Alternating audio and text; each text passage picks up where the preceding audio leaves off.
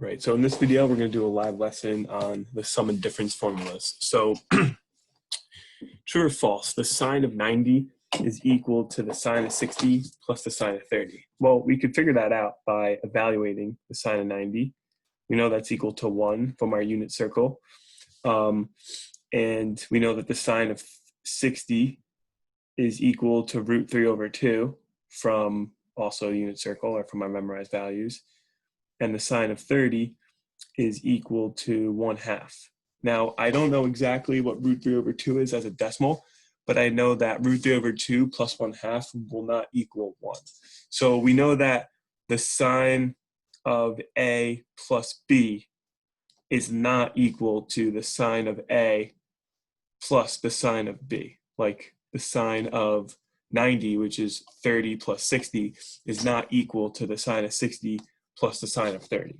All right, but there is a formula that we can use for this. But it's important to realize that when you're doing something like this, like the sine of the sum of two angles, it is not the same thing as taking the sine of one angle, the sine of the other angle, and adding them. Because this is a function, which means we have to add what this is first and then take the sine of it. Right? It does not work where you could take the sine of one and the sine of other and then add them, like many other functions. Right? If I had f of x is equal to x squared, and I did what's f of 2 plus 3? All right, well, that's not equal to f of 2 plus f of 3. Right? F of 2 plus 3 would be 5 squared, which is 25. That is not the same thing as 2 squared plus 3 squared. All right, because this is a function here. So that means we apply f to whatever's inside of f. So if it's f of 2 plus 3, we got to add that first and then plug 5 into that function, which is different from plugging 2 into the function, plugging 3 into the function, and then adding them. All right, so what do we do in this situation? Well, you need to know what the function is. In this case, we know how sine and cosine work. Now, we could do a whole day of deriving these formulas, but I don't think it's that important. So I'm just going to tell you what the formulas are, and then you just have to know how to use them. And since we're virtual, you don't even need to know how to memorize them. And I probably never require that you memorize them, but you should write them down every single time you use them so that the more you use them, you eventually memorize it. So the sine of A plus B, we know is not equal to the sine of A plus the sine of B, but it is equal to the sine of A times the cosine of B plus the cosine of A times the sine of B. All right, so like I said, we're just gonna know we're gonna learn how to apply this formula. All right, and it's very useful for evaluating the sine of, or cosine for the other formula, of angles like 15 degrees or 105 degrees, or angles that we don't know, that we can't evaluate without a calculator, but it's the sum or the difference of two angles that we can evaluate without a calculator. So like the sine of 105, that would be like 45 plus 60. And we know we could do the sine of 45. We know we could do the sine of 60. So now with this formula, we could do the sine of 105 because it's 45 plus 60. All right. So that's what that formula looks like. The one for the difference looks exactly the same. Well, let me do it like this. I'll write it in purple. It looks exactly the same, but the only difference is it's a minus sign instead of a plus sign. So if you're going to memorize these, you can memorize them as like one formula. All right, so that's the formula for the difference. So the sine of the difference of two angles.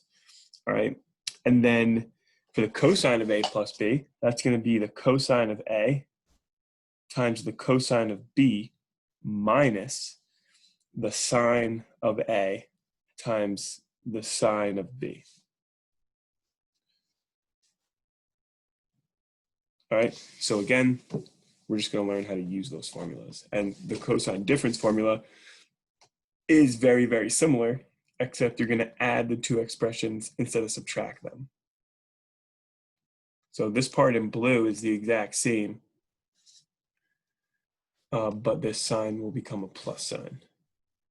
All right, so those are all the formulas that we're going to use, and hopefully you have them written down. If not, I will write it down each time that I use it. Or you could just Google sum and difference formulas for sine and cosine, and they'll come right up. All right, so let's apply the formula. So what's the point of these formulas? Well, the sine of 5 pi over 12. Now, I'll admit that these formulas were way more useful back before there were calculators. Before calculators, and you had to evaluate all these trig functions by hand, you were limited because unless you had a trig table, like you can only do the sine of angles with reference angles of 0, 30, 45, 60, or 90. And if we were doing the sine of pi over 12, well, let's look at what that angle would be in degrees so we can make sense of it. All right, that would be. Can you go back a slide or no? No, you just Google sum or difference formulas for Okay. sum. Yeah, and it'll come up. All right, so in degrees, this would be 5 times 15, which is 75. All right, so 5 pi over 12 is 75 degrees. Now, we don't know what the sine of 75 is because 75 isn't a reference angle that would like create a special right triangle. All right, but it is the sum, 75 degrees is the sum of two angles that we could evaluate the sine of without a calculator.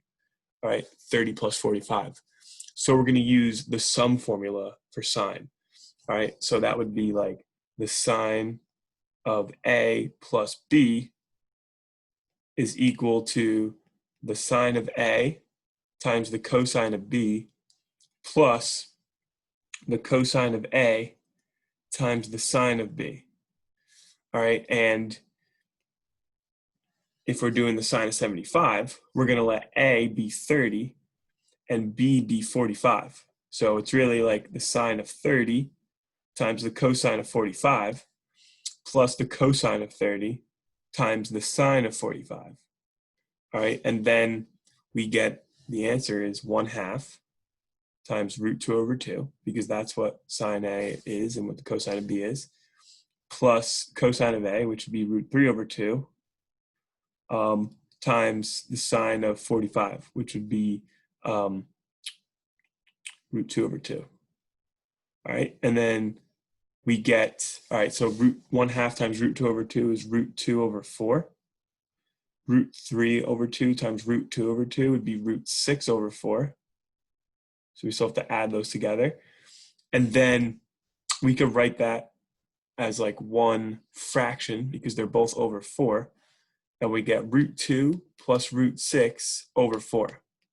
Right? And we just evaluated the sine of 5 pi over 12 without a calculator, because 5 pi over 12, although that's not a special angle, you can rewrite it as the sum of two special angles, like 30 and 45. All right, so root 2 plus root 6 over 4 is our answer. I didn't mean that to disappear, but I'll show you now how to check that with the calculator. And all I'm going to do is type it into the calculator. But does anyone have any questions first, or can I erase this? Does anyone want this still up? Skip, I have a question. Sure, what's up? So you chose the formula sine A plus B, but why did you do that one instead of any of the other ones? All right, good question. So why did I use the sine of A plus B over the other three?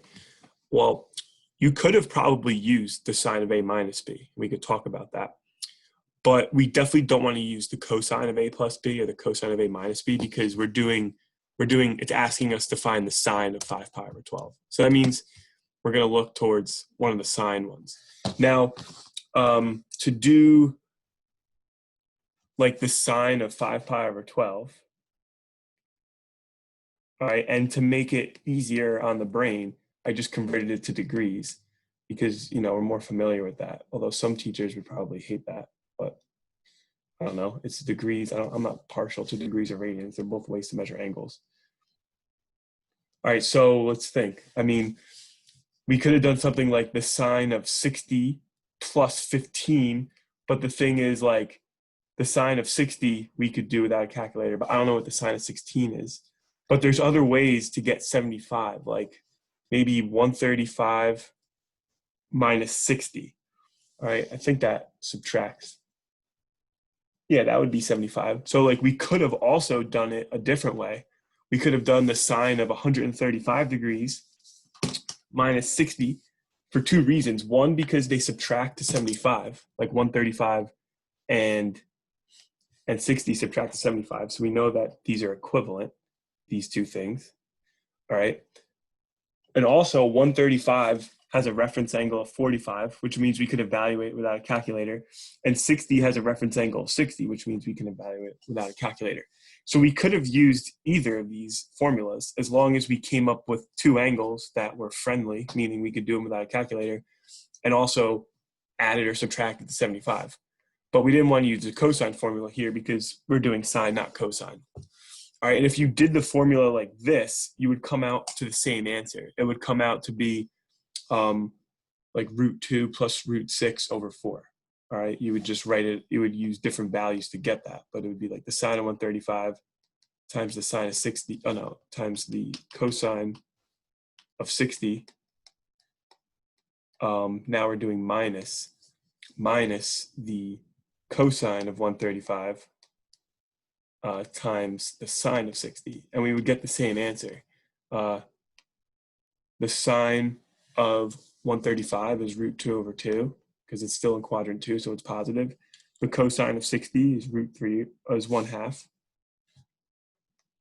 plus or minus the cosine of 135, which would be negative root 2 over 2, and then the sine of 60 would be root 3 over 2. Well, this double negative turns into a positive, and we end up getting the same exact answer.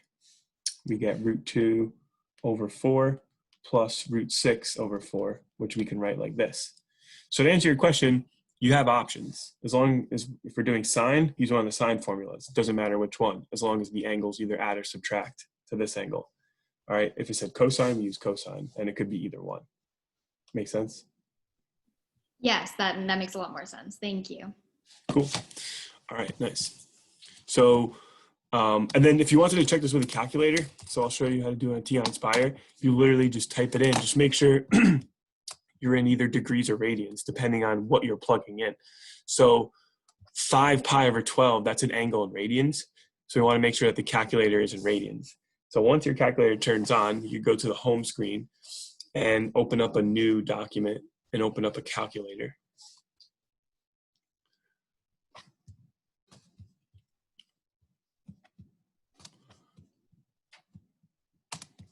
So we'll go home screen, new document, add a calculator, and then we're going to do the sine of 5 times pi divided by 12. And before I hit enter, I want to see if I'm in degrees or radians. So I put the cursor over this little gear here, and I see it says deg for degrees. So since 5 pi over 12 is a radian, I'm going to go hit this and change it to radians by clicking document settings and going radian, then hitting OK. Now I hit enter, and I get root 3 plus 1 times root 2 over 4, which is the same thing as root 6 plus root 2 over 4 because you distribute that root 2. Right? And let's say that your calculator only gives you this as a decimal. Well, then we would just take what we got, which was root 6 plus root 2 over 4, compare it as a decimal, and we see that it's the same number, which means we did it right. Right? So something like this, you could check with a calculator. All right? So let's do another one, but with cosine of pi over 12. So my question to you is, once we figure out what pi over 12 is as degrees, which of these formulas should we use, and what could A and B be? And there's more than one correct answer. So pi over 12 is 15 degrees, because if we convert it, we get 180 divided by 12, which is 15. And I'm just waiting for my iPad to respond so I can write on the screen. Here we go. All right, so pi over 12. And again, some teachers are against converting this to degrees. I just find it easier to explain if I'm talking in degrees, because that's what you're more familiar with. They're just friendlier on the brain. All right, so we get 15 degrees. So can anyone think of two angles that either add up or subtract to 15 degrees? And you want them to be angles that we could evaluate sine or cosine of without a calculator. 45 minus 30. Perfect. 45 minus 30. And there's other correct answers in case anyone else wants to share one, but that seems to be the most obvious, so that's a good choice. All right, so very good. So the cosine of 15 degrees is equal to the cosine of 45 minus 30. And again, think of trying to do trig back before calculators. All right, trying to do the cosine of 15, and you don't have a trig table, and there's no store or internet where you can get a trig table from, and there's no calculator where you can evaluate the cosine of 15. But you know how to do trig because you were, I don't know, maybe you were rich and you had some tutor who like taught you, you're from like 1700s England or whatever, and you need to do trig, and someone taught you some trig, and now you need to do the cosine of 15. But all you learned were the cosine of 45 and the cosine of 30 like we did in this class. But now you need the cosine of 15. Well, you can use the difference formula, right? And you can then plug this in, and you had like the cosine of 45 times the cosine of 30 plus the sine of 45 times the sine of 30. All right. And now these individual things we can do without a calculator because, if you know your unit circle, all right, or how to evaluate trig with special angles, all right, you're good. So the cosine of 45 is root 2 over 2. Cosine of 30 is root 3 over 2. It's a plus because we're using the difference formula. Sine of 45 is root 2 over 2. Sine of 30 is 1/2.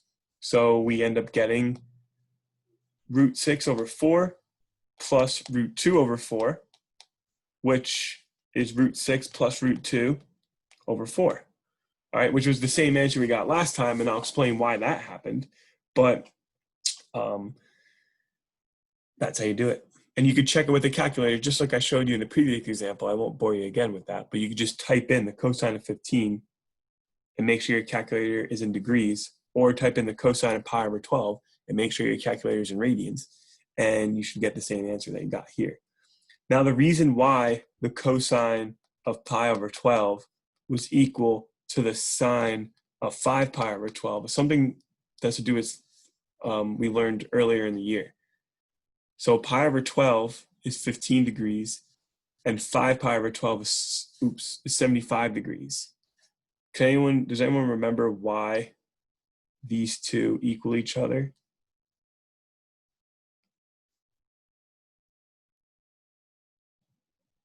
It was very early in the year. It has to do with two trig functions that have the same name, but the word co in front of it. So this relationship exists between sine and cosine. It exists between tangent and cotangent, and it exists between secant and cosecant. And it has to do with cofunctions of angles that are complementary. So when you do like the sine of an angle, and then the cofunction, so cosine of an angle complementary to it, so think co as in like cofunctions and co as in complementary. If you have two cofunctions like sine and cosine, tangent and cotangent, or secant and cosecant of angles that are complementary, like 15 and 75, meaning they add up to 90, that's what complementary means, they're always going to be equal. All right, so like the tangent of 1 degree is going to equal the cotangent of 89 degrees because tan and cotan are cofunctions, 1 and 89 are add up to 90.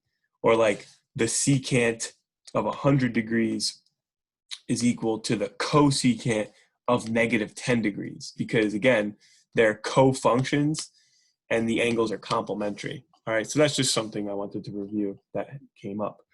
All right, so on the first page is your first type of problem, just straightforward, evaluating sine or cosine of an angle, which you can't normally do without a calculator, but you can find two angles that you can evaluate without a calculator that add or subtract to this angle. So like we found two angles that added to 75 and two angles that subtracted to 15.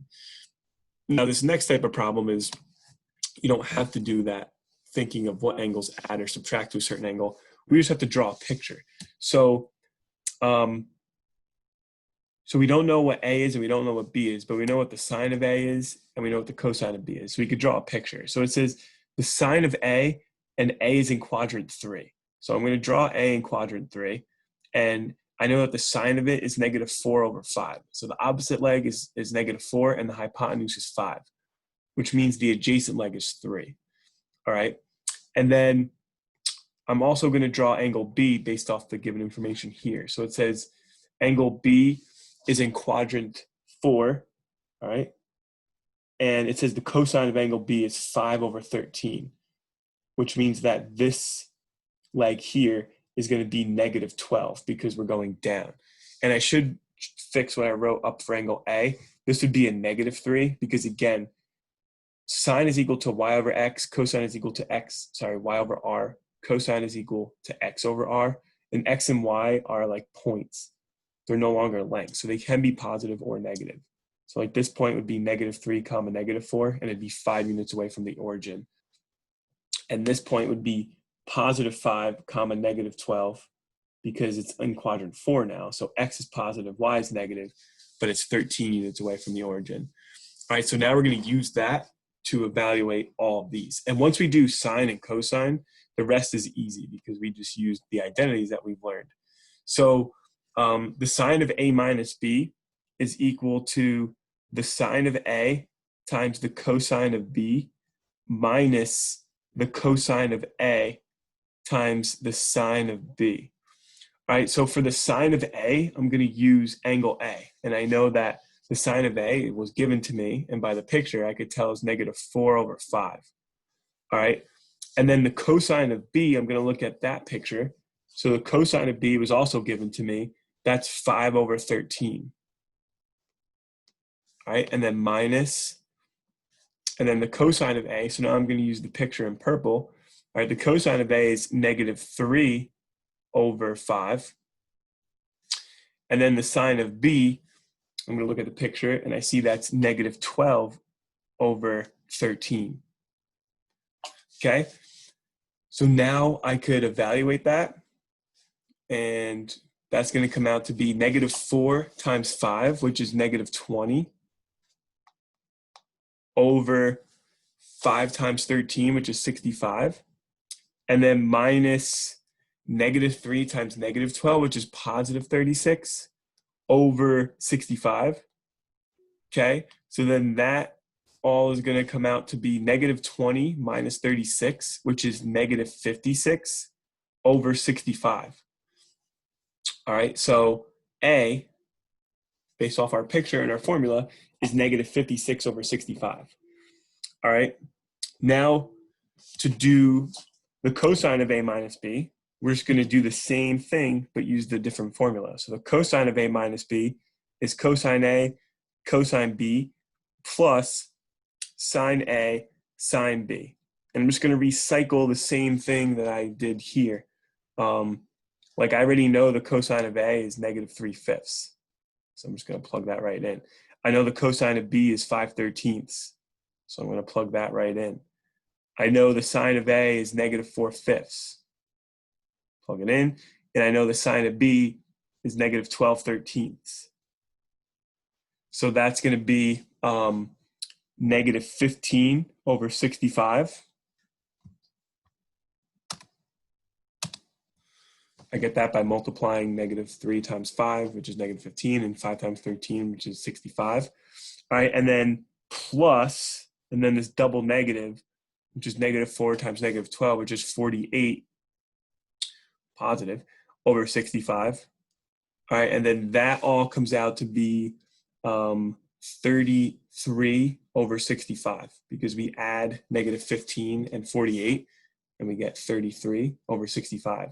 So that right there is the cosine of A minus B. All right, so I have to remember that the sine of A minus B is negative 56 over 65, and I have to remember that the cosine of A minus B is positive 33 over 65. So I'm going to erase all that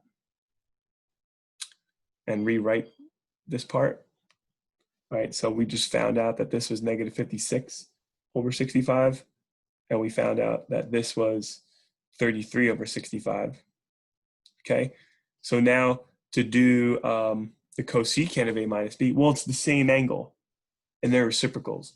So this will come out to be negative 65 over 56.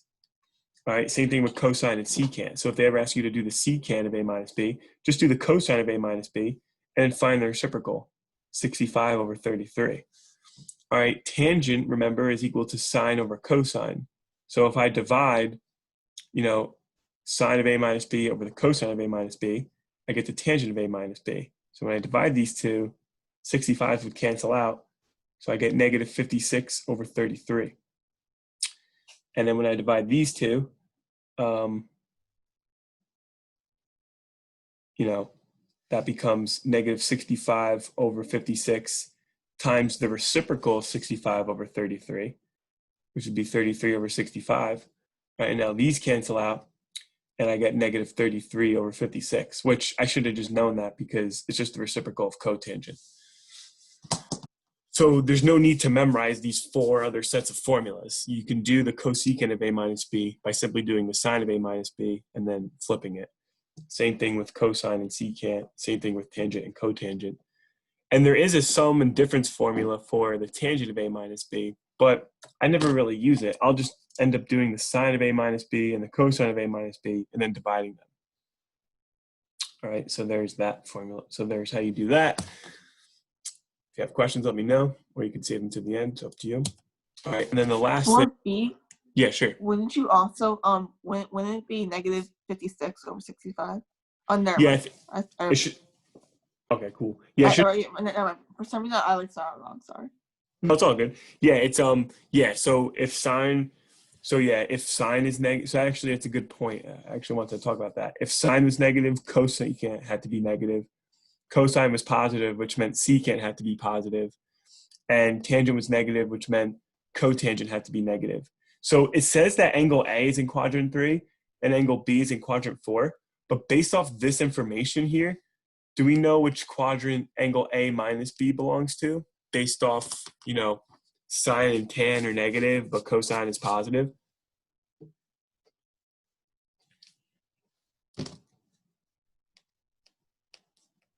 Anyone? Where could cosine be positive, but sine and tan be negative?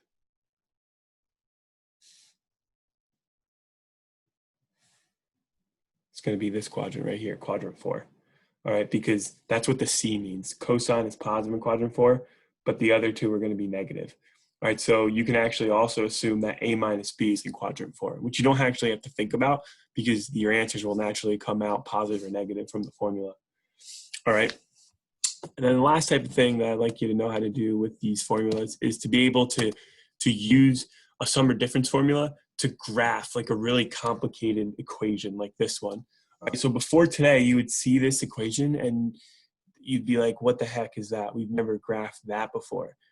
But if you notice, this kind of has the same rhythm and pattern as a sum and difference formula, right? The sine of an angle times the cosine of another angle plus the cosine of this first angle times the sine of the second angle. All right, that right there is this equivalent to the sine of A plus B. All right, except A is 2x and B is 4x. So if we rewrite it condensed, we could take this formula and re-express it as the sine of 2x plus 4x, which is the sine of 6x. All right, so now we're just graphing the sine of 6x because we condensed it using the sum formula for sine. All right, so what does that tell us? Well, the sine of 6x has an amplitude of 1.